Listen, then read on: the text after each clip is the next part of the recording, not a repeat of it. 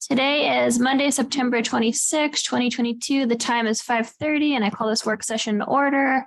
Ms. Solano, if you want to start us off. Thank you, Madam President. I have a few city updates for City Council this evening. I'll be quick, 5 minutes or less. But I do have the COVID 1 week positivity count at 139.5 and the positivity rate at 5.0, which is less than last week. But we do only have 7 days of stabilized COVID hospitalizations at Parkview, and we had been up to 8 and 10. So that was a bit of a decline this past week. I can move over to the ARPA updates. And I did send all of you the list of the small businesses who would qualify for the ARPA Census Tract Small Business Grant Awards. And with your approval this evening, staff will move forward to distribute and send out the 172 grant opportunities letters. And our city attorney is still working on the grant agreement. When those that do reply to our ARPA accountant that they are interested in receiving the award, their award letter will show the amount raised to the next round number, so that we are not distributing the exact amount of the sales tax that was reported publicly, as that will become public record.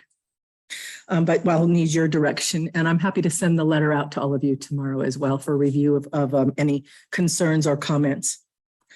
I do have an update from the Director of Public Works. The fall Team Up to Clean Up event has been scheduled for Saturday, October the 29th, only at the Colorado State Fair, but at the Colorado State Fair, so that's wonderful. The first reading for the event and the agreement with the fair will be on Tuesday, October the 11th, and the second reading and public hearing will be on Monday, October the 24th. And we do have sufficient budget remaining from the spring Team Up to Cleanup event that will support the full fall costs. So that's scheduled and ready to go. Social media campaign. The time it will have to be, I think, or just like it was before, early morning, but it will be out in the social media and the posters. I do have to apologize for last week's budget work sessions. You received an email from me that I was off a week, and the budget work sessions, if you are available, council, on Wednesday and Thursday, October the 26th and 27th. We are a little bit off of being able to have those next week, as you will not be presented with a budget until the 11th of the following week. The 11th of October, it is due to be submitted. There will be no time for you to have opportunity to review it and write your questions and concerns if we meet on Wednesday and Thursday, October 12th and 13th. The following week is the week we have a conflict with the liquor board and the marijuana board on the 19th and 20th. And then Tracy set me straight, and the recommended dates are Wednesday and Thursday, October the 26th and Thursday, October the 27th. And the chambers have been held for those dates with your nod of approval to continue to plan for those dates. Starting time 5:30. We did not leave it an end time. That'll be up to all of you, and City Council will have the chambers for the remainder of the evening. The mayor asked that I share. Can I ask you a question? Surely. This calendar that you gave us it's none of the dates that you mentioned in October match with this. Correct. So are we going to get a new one? As soon as you tell me that the correct dates you'd like to meet, we'll update it and get a new one. Okay.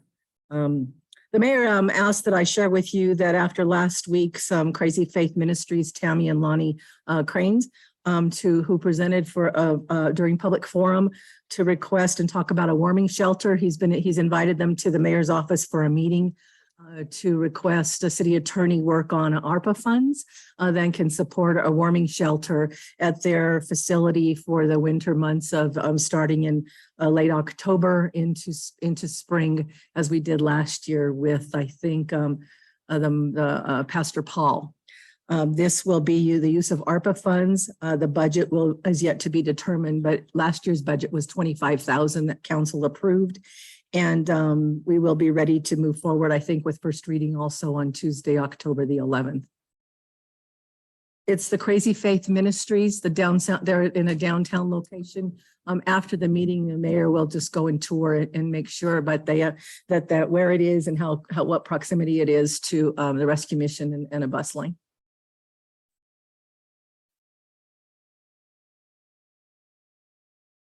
A new ARPA recommendation is coming forward, hopefully on Tuesday, October the 11th.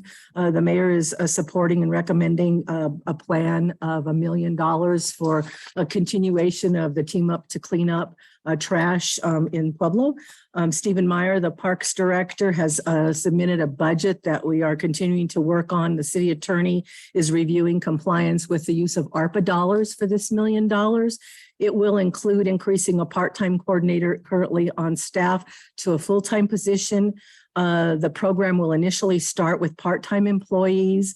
ARPA allowable salary expenditures can occur if the hired employees live in a qualified census tract. So the city attorney is working to confirm how we roll that out. The budget proposes a team of 8 to 10, which would provide 2 crews, 4 to 5 members on 2 sides of town on any given day. Stephen has proposed some additional equipment that some of it, I think you approved last week, and that's the dumpster, but that's a way out. So a ways out. So a pickup truck and a dump trailer. The budget also includes the important operational supplies that would be necessary for cleanup.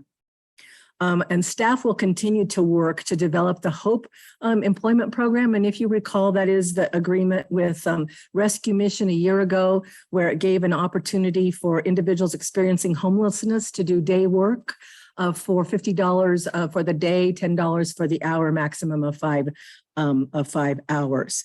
The staff is still continuing to work with the partners, nonprofit organizations, and or also to stand it up within the Parks Department, and then work with a contract firm that would include the payment out to the individuals. The $1 million also will include a communication plan for billboards, commercials, outreach to businesses and other nonprofit organizations that can partner with cleanup, neighborhood communities for perhaps a adopt a block kind of cleanup. So the communication plan we're working on in the office as well through Director of Public Affairs. An additional amount with item with respect to trash, the city stormwater department currently will be placing tomorrow a dumpster roll-off along the Fountain Creek south of 26th Street that is available through stormwater funds. That the effort will be to keep the riverway clean. They will be placed in 2 weeks at a time or until full, and then they'll do the pickup and the replacement of those roll-offs. That will go into place tomorrow. And that does conclude city's updates for the evening. Can I take any direction Thank or you, Ms. questions? Solano. Councilor Flores? I just wanted to follow up on the dumpster situation. I had a lady ironically call me today specifically about the area of Interstate 25 and Highway 50, which is probably the busiest intersection that we have in Pueblo. And she thought that what was happening is that the homeless were using the metal baskets that you see at Target, and they roll them up there into that area underneath the bridge, and they're using those as trash receptacles. And she thought that it would be beneficial to have a dumpster, not on the bridge itself, but across the street where the grassy area is. She thought there was some homeless they were trying to pick up their trash and use the carts, and then the wind would come along and blow the carts out, and then there would be trash everywhere. But if you could look into that area, I don't know. I don't think we'd have the authority to put a dumpster on a state highway or either Highway 50, which runs east-west, and then I-25. But the mediums off to the side, we might be able to do something, I hope. Thank you, Councilor. And I've taken that note. And also, I believe it's next week, our Director of Public Works will provide the list of the right-of-ways that are planned for the cleanup and give us the locations and the dates that they already have planned to do cleanups in the coming weeks. I don't think it's totally set for today, but I'll add this to sharing that information. Councilor Maestri? Could you reiterate that in an email and give it to us? I absolutely can, and I'll do that tonight as soon as I hook up a computer. I appreciate it. Thank you, Laura. First up, we have the Raise Grant update, Ben Valdez, our transit director, and Andrew Hayes, Public Works Director.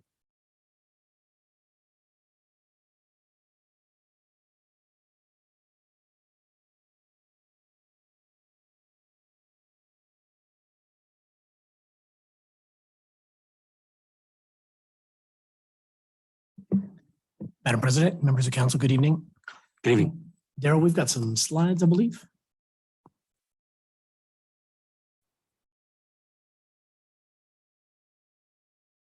So as you're aware, we recently were notified that we were the recipient of a $16 million grant here for the under the RAISE program. I want to give you a quick update on the status of that award, kind of timeline and expectations going forward here so that there's an understanding of what the scope of the project is, timeline to move forward, and the impacts of that project to the west side particularly. Tonight, Ben Valdez, Director of Transit, is joining me here. This is there's multiple prongs to the project, and some of them are transit related. So wanted Ben to be able to come and update you on those parts. Next slide, please. Oh, sorry. Daryl was ready for me. So RAISE is Rebuilding American Infrastructure with Sustainability and Equity is what it stands for. It involves transportation related projects of regional significance or local impact as well that really improve transportation infrastructure. The bipartisan infrastructure law is where this particular program came from. The federal government also supplemented the funding with another funding source as well. So there's a bunch of money out there under this program. And again, we were awarded 16 million of that. This particular portion that we are dealing with is administered by the Federal Highway Administration under the Department of Transportation. Again, our city award amount 16.8 million, and there was zero city match as part of this. So in our application, we asked for a waiver of the match requirement, and they granted that. So we have zero match, zero city money having to go into this project. So this is entirely federally funded. This is among the largest grants that we've received in the city, and it's going to be a major impact to the west side particularly. The obligation deadline for funds in here is September 30th of 2026. That coincides with the end of the fiscal year for 2026 for the federal government. And the expenditure deadline is 2031. So that's quite a ways out in terms of obligation and expenditure of funds. I don't think we're going to take that long to get there. Many of the elements of the projects we're talking about are already developed in concept, some maybe even in design, at least partially. And so this is these are the deadlines specified by the grant program. I intend to make this faster than that. So as I mentioned, there are 3 separate projects that are included in the scope. The first element of the grant is the construction of Sun Mountain Boulevard, which was formerly known as Spalding, between 24th and 31st. It's a significant stretch of roadway because it involves an arroyo crossing that is fairly substantial. And then there's also 2 roundabouts as well to connect to 31st and another street yet to be built in the center of 24 or in the center of Sun Mountain as well. In addition, there are some bus stop upgrades. I'll let Ben talk about those here in a moment, but primarily upgrading and improving bus stops to ensure ADA compliance and access to those bus stop sites via sidewalks, curb ramps, et cetera. And then finally, the third part is a planning, right-of-way acquisition and design project to basically leave us with a shelf-ready project for the construction of a bridge over 24th Street or the 24th Street bridge over the railroad tracks, connecting into what is existing West 24th Street just to the east of the space of the railroad tracks there, and potentially a new corridor driving south from High Street. So High and 24th currently, there's a dead end of High as you move south on High. It dead ends there at 24th Street. And along the State Hospital, there's an area called Big Hill. Big Hill is city-owned property. And the idea is to create a new transportation corridor that would route some of that additional traffic toward downtown through a new corridor to be built. So this is a planning, design, and right-of-way acquisition study and design project in that third phase. So we'll get into a little bit of each of the scopes just a little bit here. And then there's a slide after this also with kind of the budget breakdown for each of the projects and how that 16 million shakes out. The first project here again, Sun Mountain, it's about 3/4 of a mile, just a little bit less between 24th and 31st Street. That arroyo crossing Probably won't be a full bridge, but it'll involve some culvert construction there. It's a fairly substantive project in terms of construction because it is also on the property boundary between two developments. So it would have been difficult to get developed. So this is a big windfall to make sure that this road gets built through in whole all at once. So this is good. In addition to two new roundabouts, one at 31st, where there's existing right of way for the city.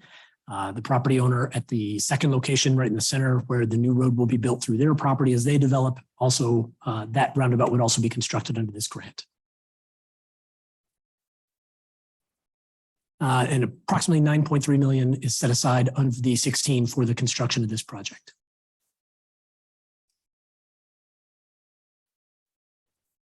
Okay. So essentially, the second piece of this entire project is about 834,000. So we're the 0.8 in the big number that Mr. Hayes gets to spend the other 16 million of. So essentially, it's not rebuilding or adding new bus stops. It's rebuilding existing, and some of the old ones are going to have to move a block or two depending on right of way for the extension of the pads and the spacing required by the new ADA requirements.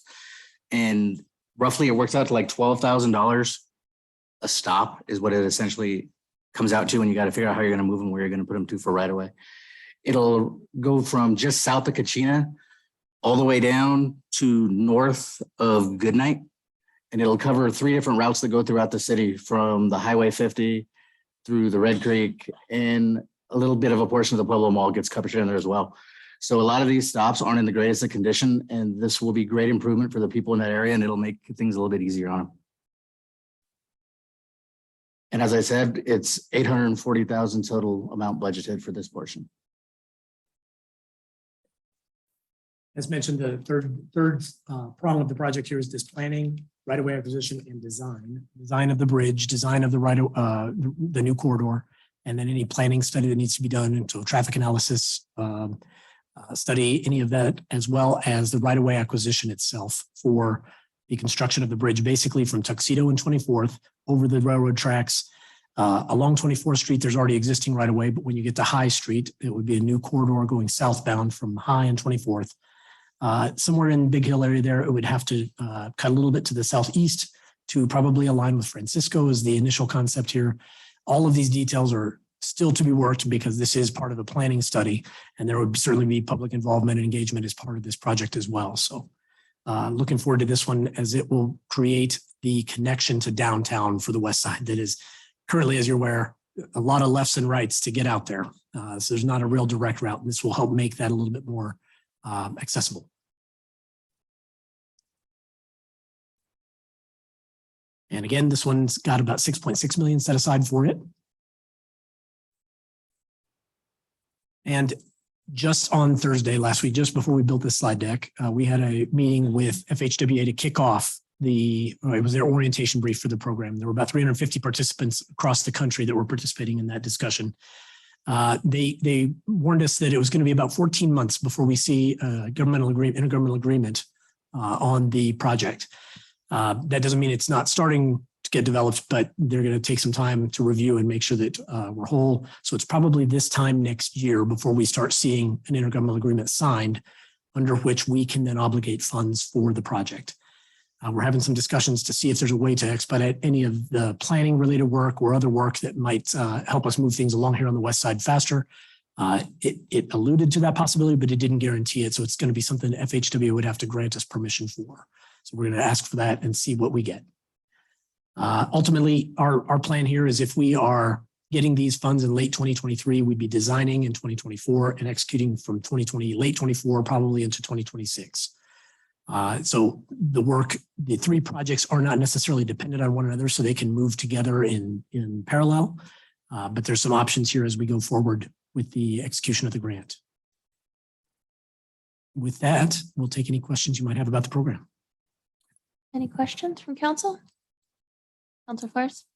The territory that this grant covers is, you can't go outside of that. And what is the territory? I was thinking about the bus stops. There's been several people that have called me that they'd like a bus stop moved here, there, or repaired. So the question is that outside the boundaries of this grant? Right. The focus of the grant was certainly the West Side Connector project. And so there were these three thrusts of work, I guess you would call them, and three separate sub-projects within the big project. The focus was definitely from, say, the river, west of Elizabeth, north of the river to Highway 50 and out to Polo Boulevard. The scopes are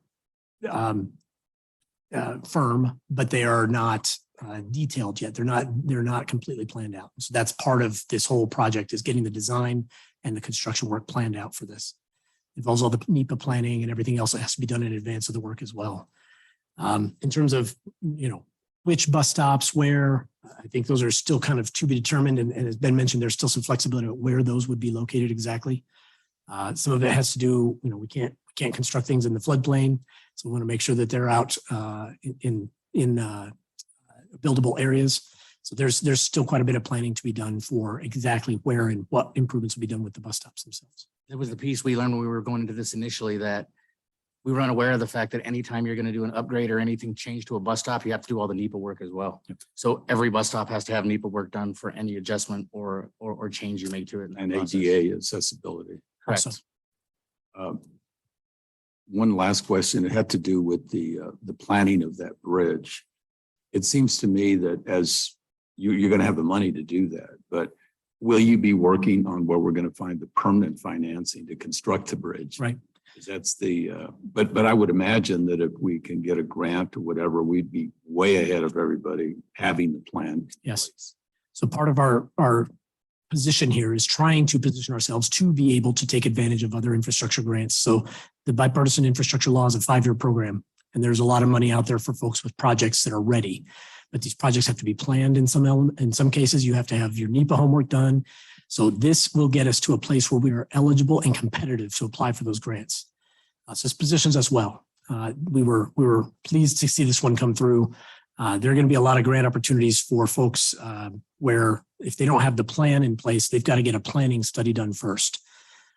So we're hoping to be competitive early on in that 5-year window so that we can take advantage of funds that are made available for infrastructure projects here in Pueblo. Lastly, I wanted to thank you, Ben, for being our representative at the state legislature last week. I got to hear all of that because I'm on the Front Range passenger rail system. And I've got to tell you, in listening to all of those people that were talking, we're like head and shoulders ahead of a lot of other cities in the state of Colorado, especially in the area of not having any carbon use of buses going forward. They'll all be electric going forward. And it was real revealing, and you did a great job. So I just wanted to thank you. Thank you. I was kind of impressed with the rural number when they were telling us how RAFTA Yes, is the largest rural transit agency in the country. that was. I didn't know that till that day. Well, thank you.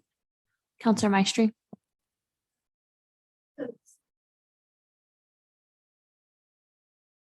So it's 6.7 million just in planning, correct? Planning, design, and in Yeah. right-of-way acquisition as well. Mhm. There's Is there gonna portions of be that where we don't own the any- right-of-way yet. Is there going to be any intimate domain in Connect? I noticed that the lots and everything are vacant on the 24th side, where it is now, where it comes off of Pueblo Boulevard. But as you cross the railroad, is there going to be any need for intimate domain there? I don't believe at the bridge location. There may be some, and again, planning is going to help bear that out. But currently the city does own property on both sides of the railroad tracks at the 24th Street crossing. Okay, So that was this 24th Street project is not the first time this project's come up. that was my next question. It's not the first time that it's come up. Have we invested money in planning in this previously? I believe there was an older design done, but it would need to be updated and dusted off for sure. Mhm. Ultimately, it needs to be done in conjunction with the entire corridor study. So I don't want to build a bridge that is over capacity or under capacity for the rest of that corridor. So Correct. this is- I was just wondering, it's been talked about for a long time, so I just was wondering how much money we have previously invested in previous planning and design. I don't know the answer off the top of my head on how much, but one of the concerns that I understand was that as this corridor would have been built in the past, there were concerns about traffic flows for existing homes, say in Elizabeth or Greenwood. because we're talking about a whole other corridor that does not exist yet as part of this project, this would help alleviate some of those concerns, I think, in creating a different corridor, potentially with better pedestrian or bicycle facilities as well for folks to get from the west side back into downtown. So was that the reason we didn't proceed with that project back when it started, or was it due to the costs involved? I'm sure it was a little bit of both. Okay. I understand, and this is all before I was here, right? This is before 2 years ago. There was certainly some discussion or concern raised about the change of traffic flows. And I think that this particular solution with the new corridor addresses those. So hopeful that this is amenable to those folks that live in Elizabeth and Greenwood in that area. And also, makes the west side more viable as a developable area. Okay, thank you. Thank you. Any other questions or comments? Okay, thank you guys. Appreciate you. it. Next up, we have Parks and Rec baseball update, Mike Sexton and Tamara Moore.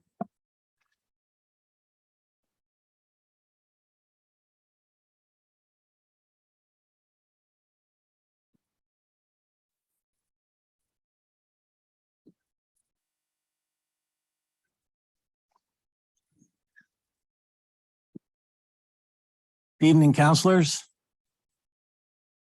We have a short presentation about the ball fields here in the city of Pueblo that the Parks and Recreation operates and maintains. We have a little slideshow for you. Right here. Right here. Want to do that? Sure. Put you to work. You can see right on the first slide is the field locations that we have scattered throughout the city. We have a total of 7 ball fields that the city operates and maintains. We have the 3 fields in City Park, which is located on the far west side. We've got Stoddard Fields 1 and 2, which are youth fields located right off of Abriendo between Jefferson and Washington.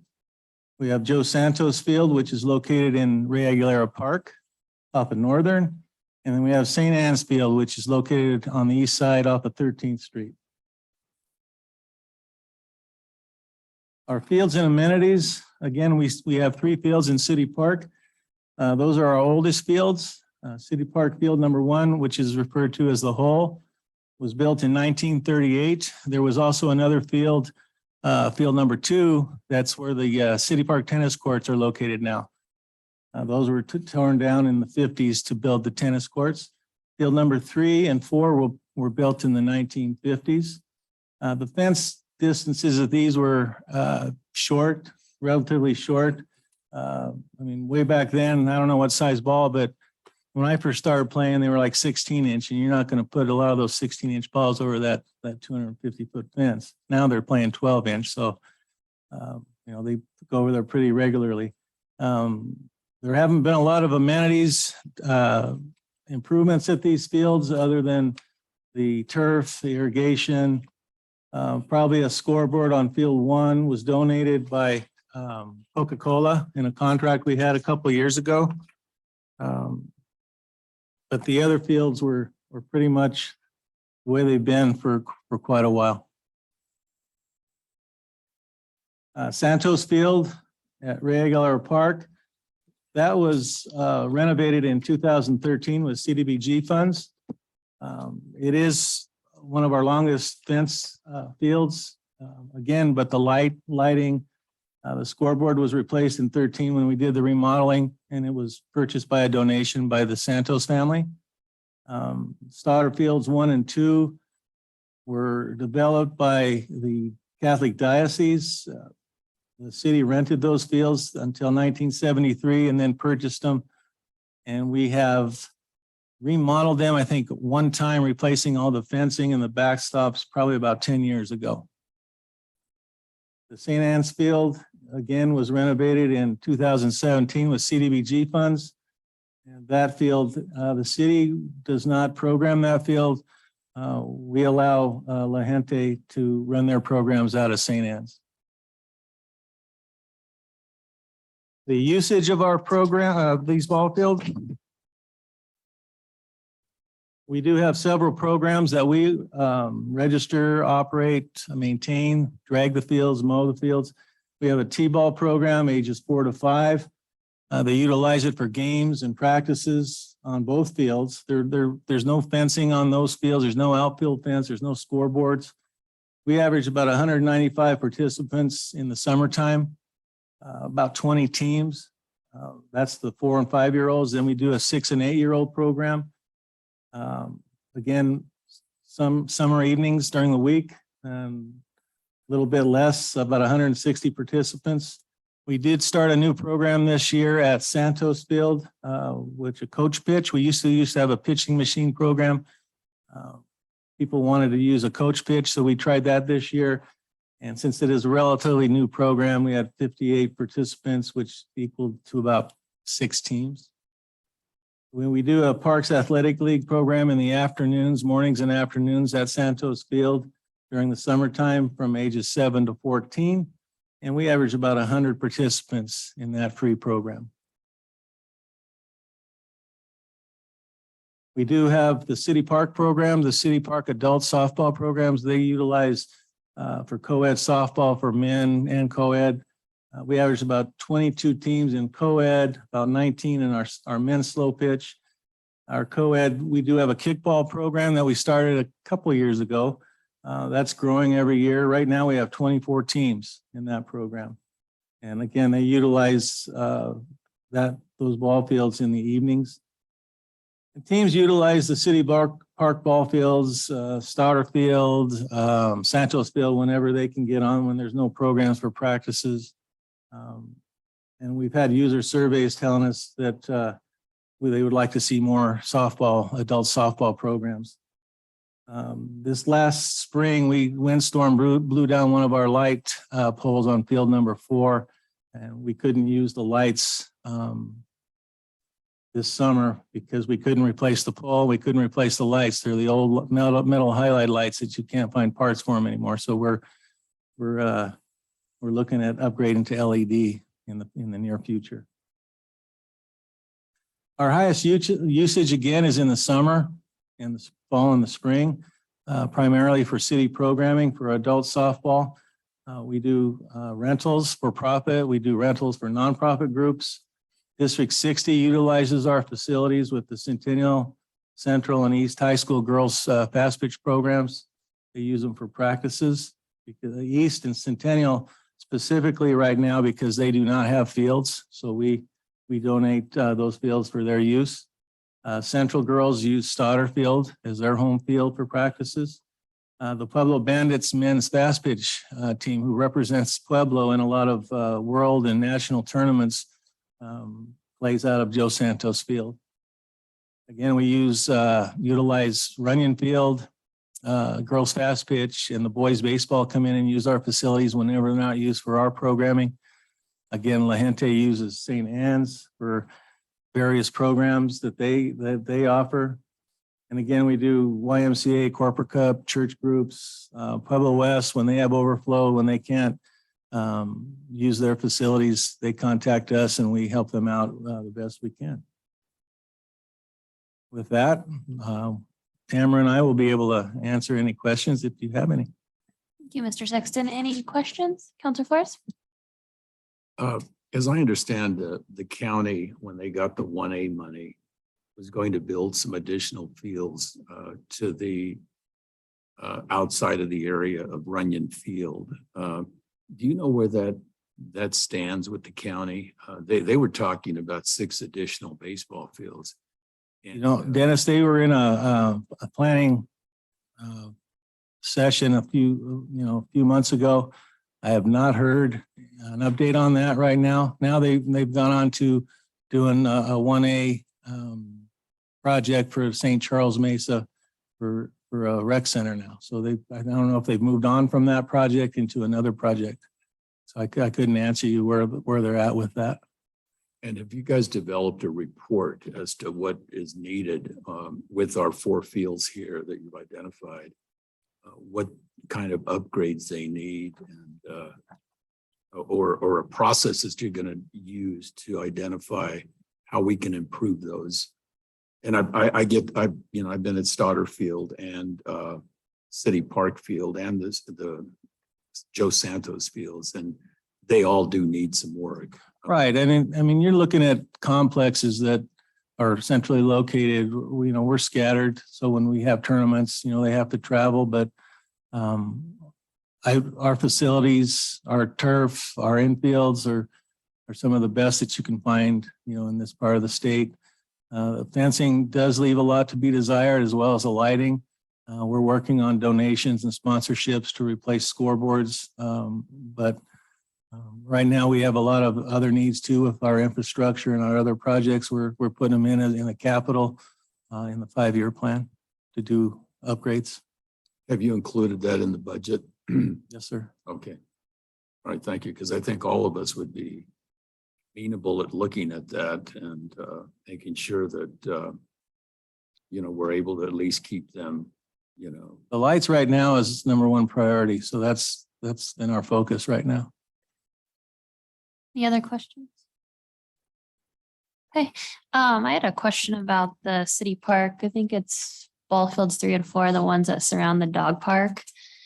Has there ever been thought about putting some netting up? I frequent it often, and it's very dangerous when those balls come over, and I feel like it could seriously injure somebody if you got Well, hit in the head with that. just a little background on that. The fields have been there, like I said, since the 50s. The dog park, I think it's about 10 years old. The fences are 12 foot tall, but that, again, the balls that they use nowadays probably regularly fly over that fence. We do have signs up for liability purposes, but we haven't really delved into the cost on putting a net up right there. To tell you the truth, the fences probably need replacing right now before we get new netting on there because they're starting to lean. And I know if you put more weight on those, you might have more issues. Thanks. I was just, I mean, really, those guys can hit that. It's dangerous for when you're playing with your dog and you're not paying attention. And sometimes they don't yell because they don't see how far it's going, and someone's going to get knocked out there. I agree. We try to put rules in place to restrict home runs, but they like to show off. So Yeah, I figured. makes it harder. Great. Any other questions, guys? Okay, thank you so much. Thank you. And last up, we have the RTA Phase 3 Aquatic Center update. Stephen Meyer and Chris Kostelik.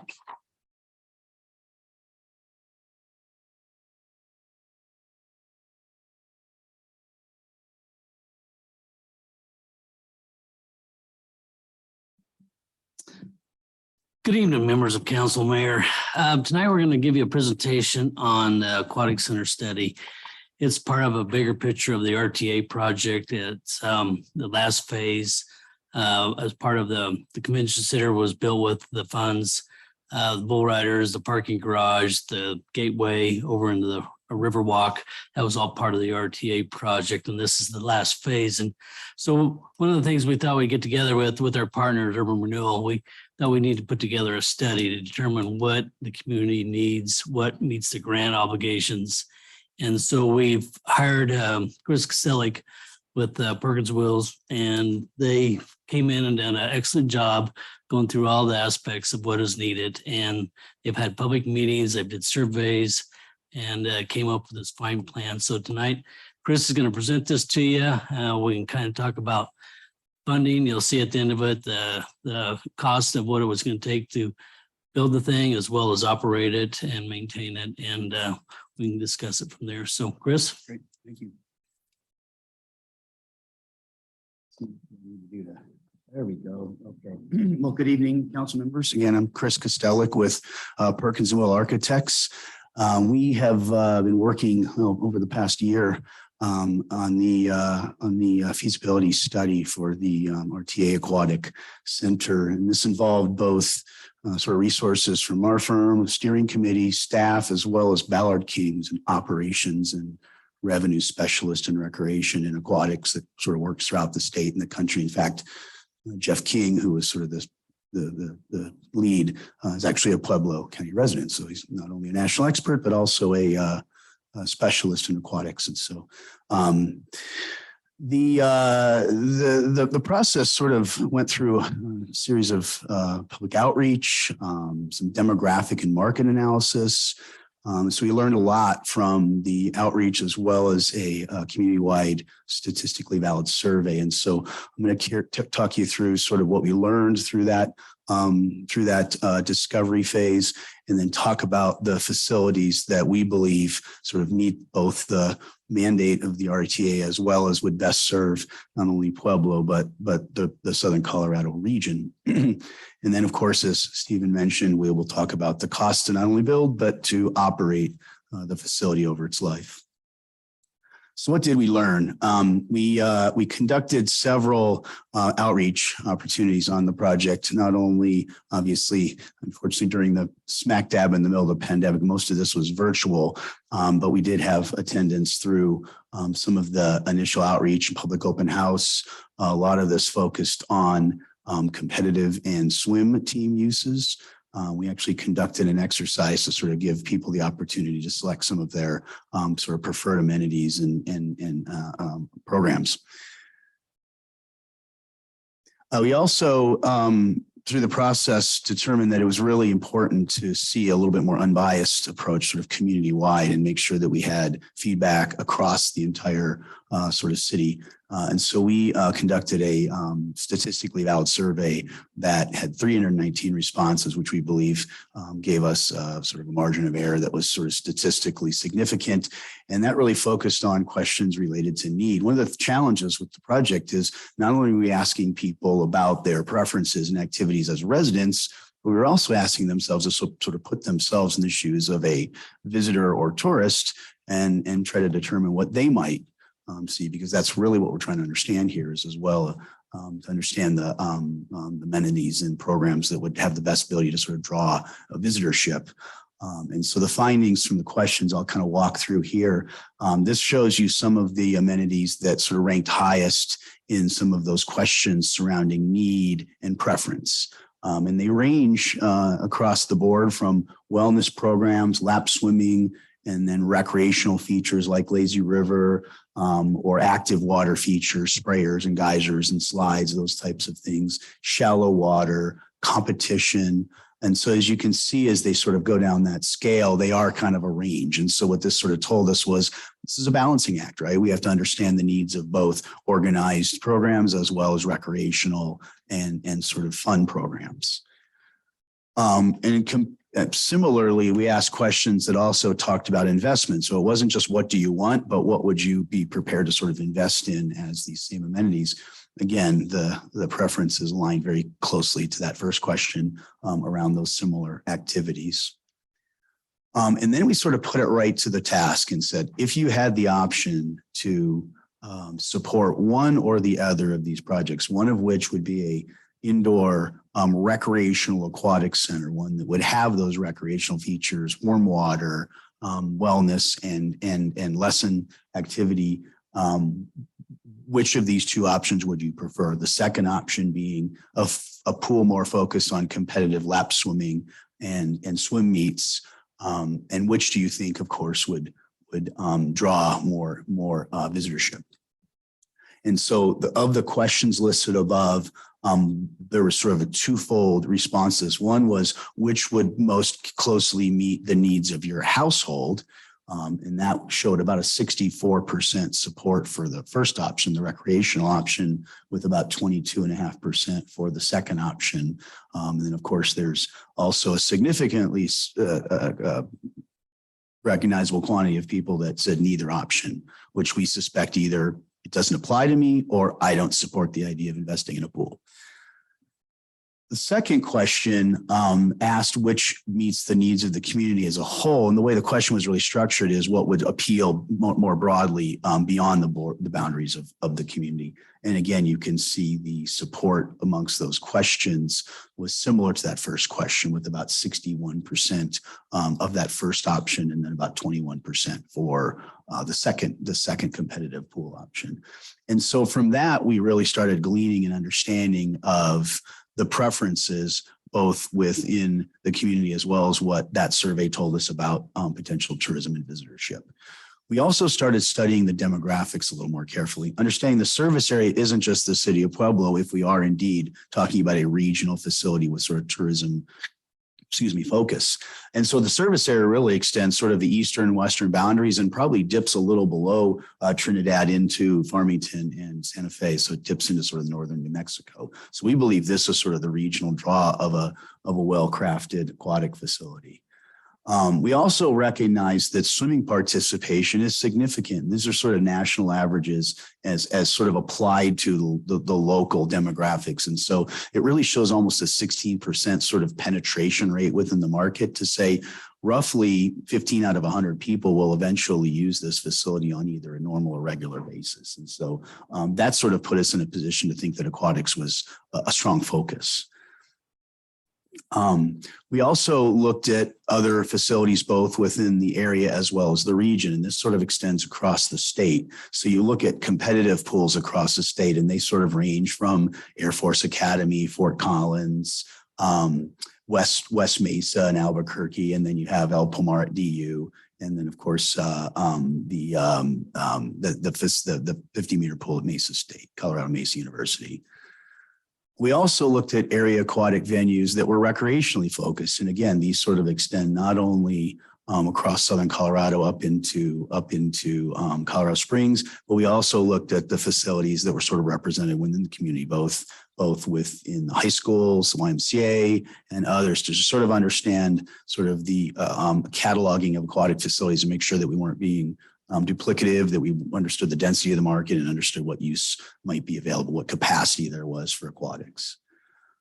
And so based on all of that analysis and all the studies of both the market, the survey, and our understanding of other service providers, we started developing a program and an operational analysis for this type of building.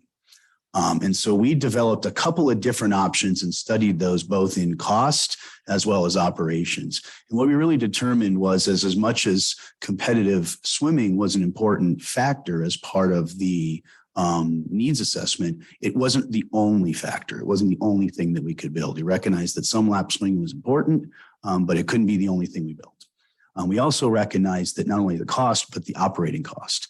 Pools are very expensive to operate, and the revenue they draw doesn't compare favorably against recreational uses, at least in sort of a singular comparison.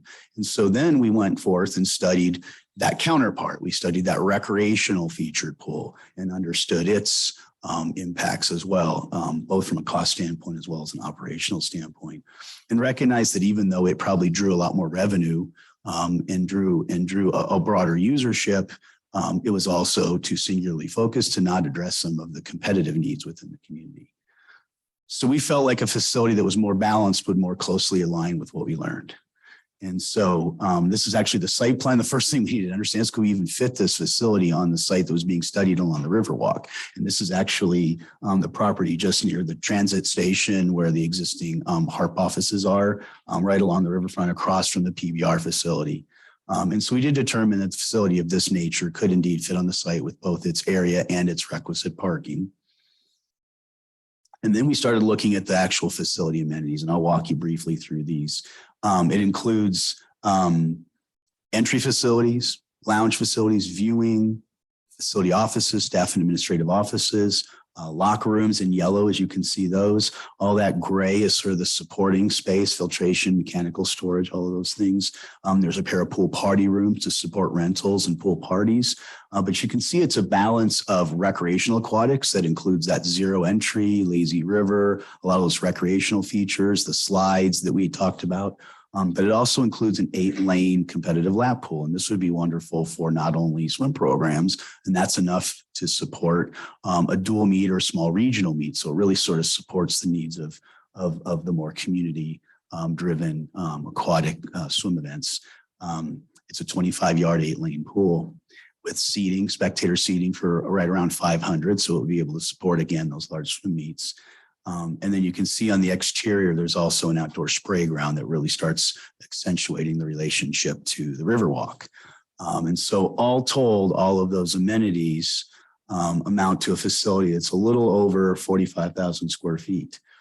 We also were asked to sort of look at some other recreational amenities that if indeed we decided to fund a facility like this, is there sort of a better economy of scale? Could we bring in other recreational amenities that would help support that destination so that it's not so singularly focused, but also allows us to have a little bit more broader programming appeal? And so we looked at an additional gymnasium as well. We also thought it would make sense for us to understand a little bit more about the actual scale, capacity, and sort of architecture of this facility before we are starting to put numbers to it. And because this is such a dynamic use, and because it sits on the historic Riverwalk, we felt like something was very transparent, very connected to that Riverwalk was important. And so we developed some graphics that help kind of communicate what an aquatic center might look like on that site from a scale and from a context standpoint. The activities that we looked at kind of ranged from those recreational amenities, whether it's something that's sort of densely themed and has a lot of recreational value.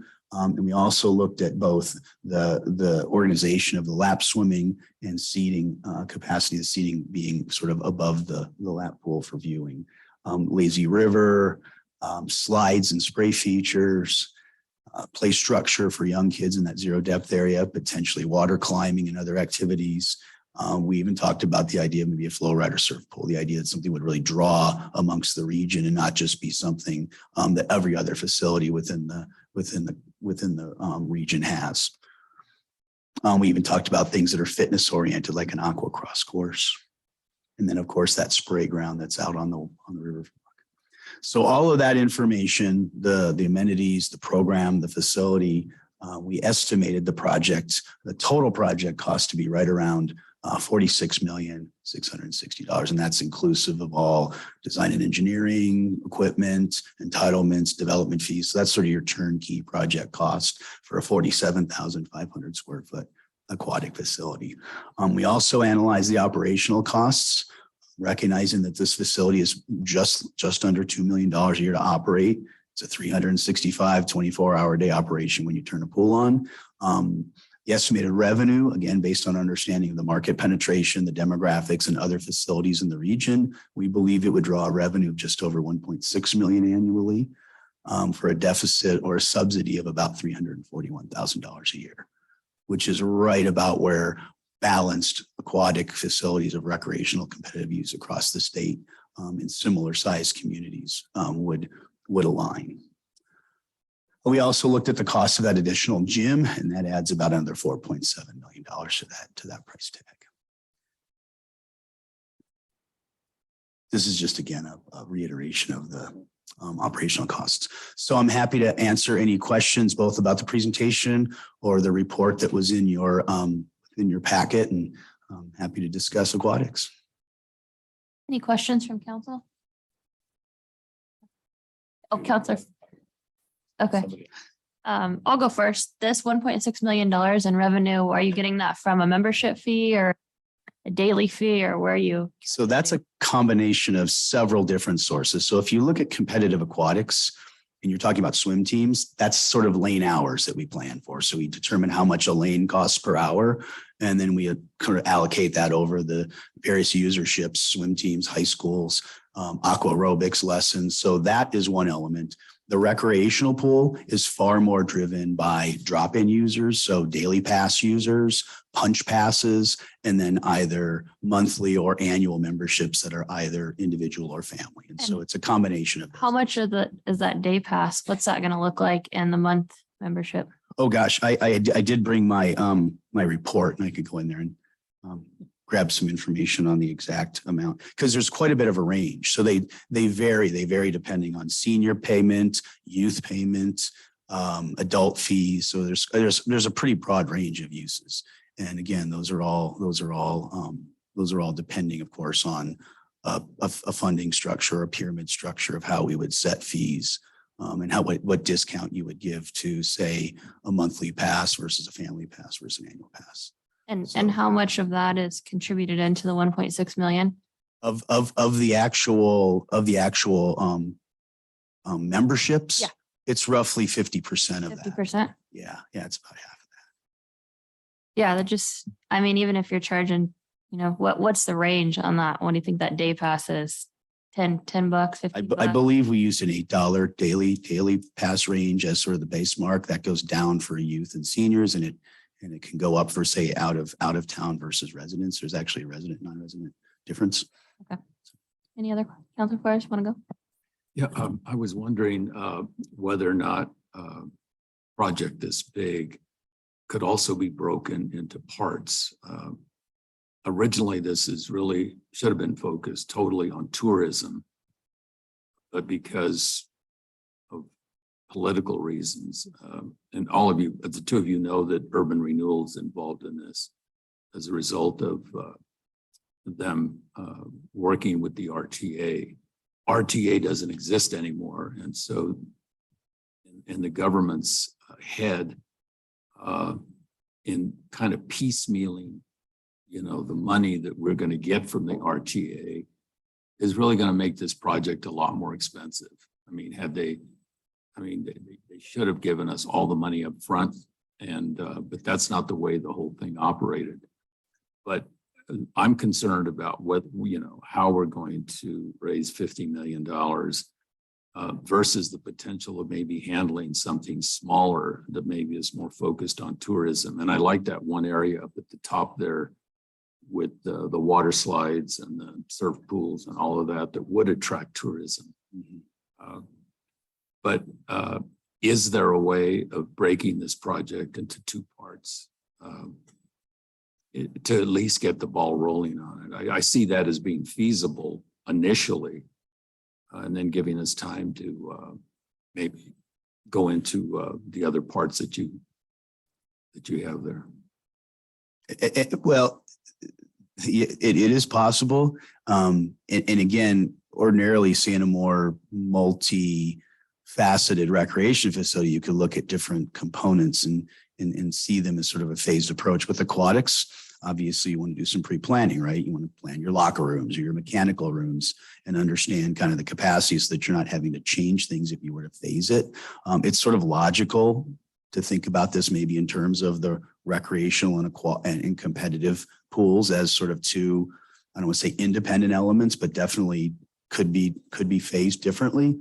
But aquatics facilities are they're sort of tough to parse out that way. So, you know, they are more expensive to build than really any other recreation facilities, almost by twofold anymore. So you are sort of taking the brunt of sort of the most expensive things that we build, locker rooms and aquatic centers. So that really makes up that budget. But, you know, you certainly could phase it, but I don't think it would be from an operational and a sequencing standpoint, really the smartest or cleanest way to tackle the project. Because when you talk about the expenses, the operating expenses, I would have thought maybe that they would have been, I mean, the revenue coming in would be higher if in fact we could attract tourists to, you know, utilize the facility more as they drive through there. Right. But again, that does not include, you know, the cost of the money, which is going to be extensive. And but it was just a question as to whether or not we could do that. Thank you. Councilor Maestri.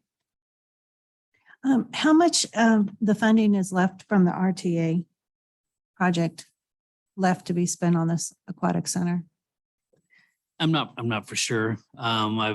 Was told urban renewal, there was around $4 million left, but I think they owe that in some interest that they owe for the loan back to the city. So at the end of the day, I think there's zero, my guess. Oh, okay. So yeah, because I heard that, or it was being said that they wanted to follow through with this so that they could utilize the funding, but if the funding is zero. Right. So yeah, And the estimated cost of the aquatic center? the 45 million 45 cost, million? the 50, if you do the recreational gyms. That's the $100 question. Do we want to proceed on going forward and trying to figure out a way to fund this?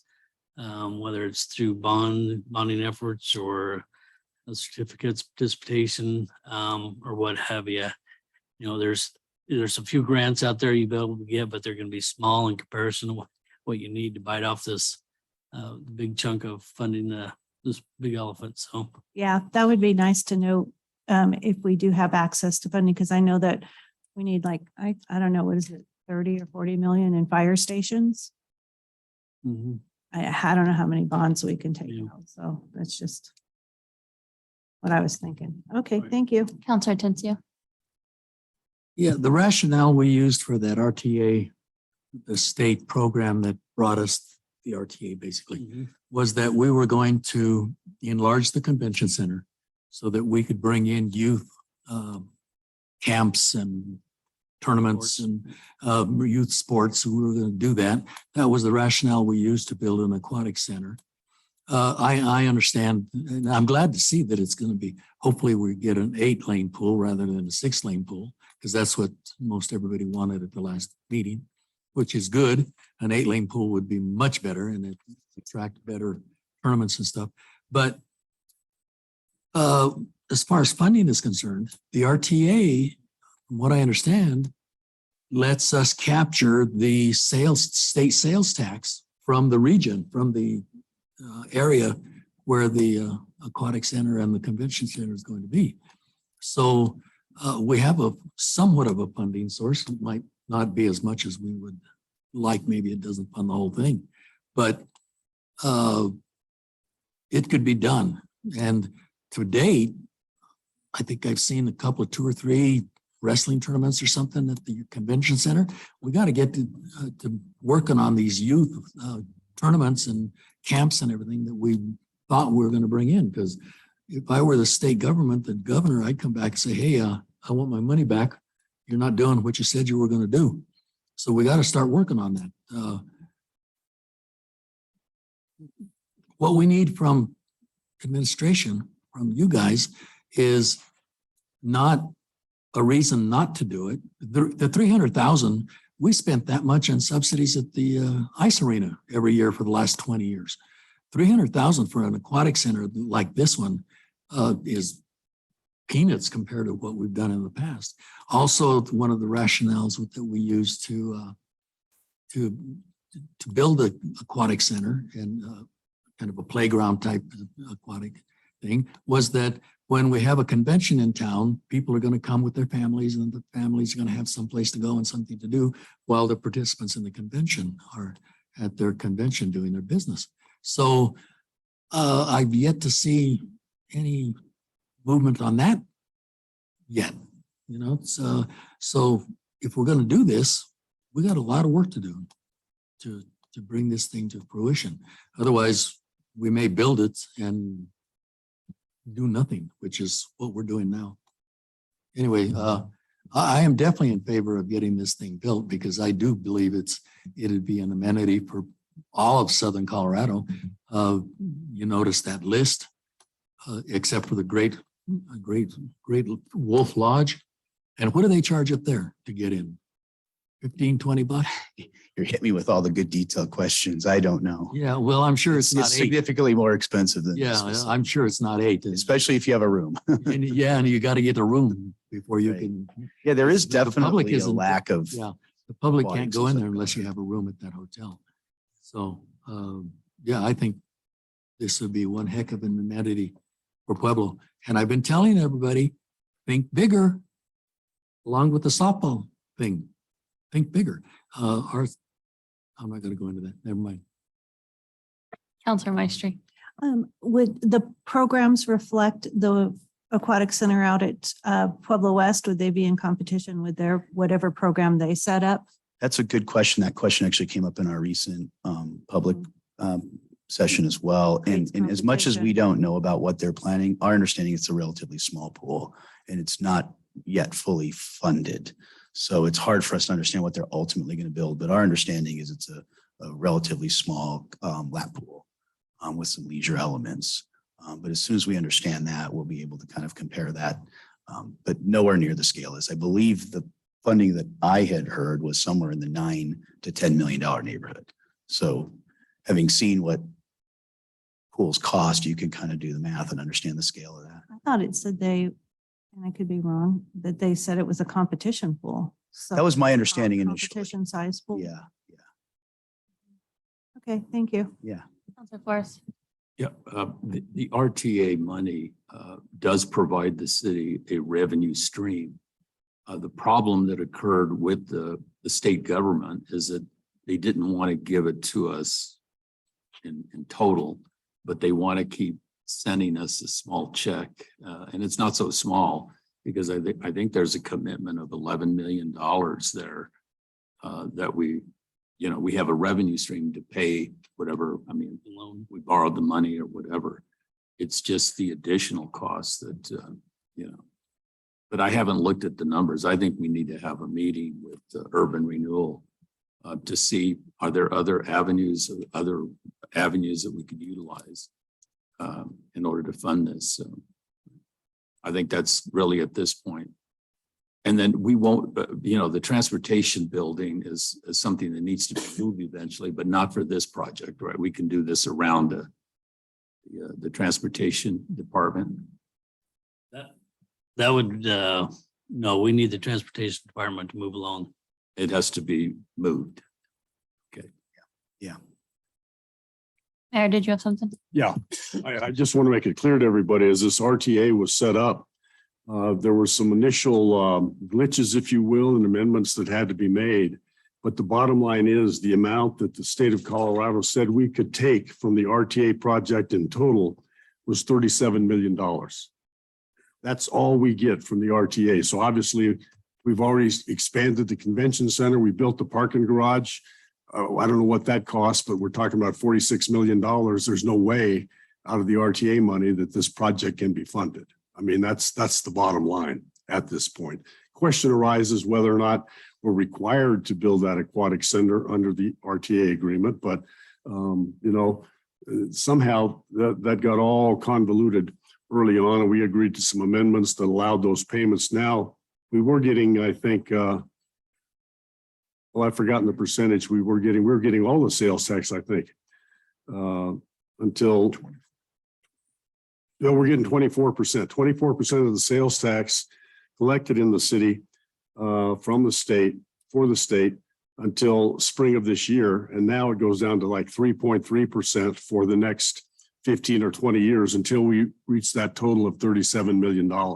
So we have to wait a long time to get that $37 million. So there's not going to be any RTA money available to do this. If we're going to do this, we got to figure out a different way to get the money to do it.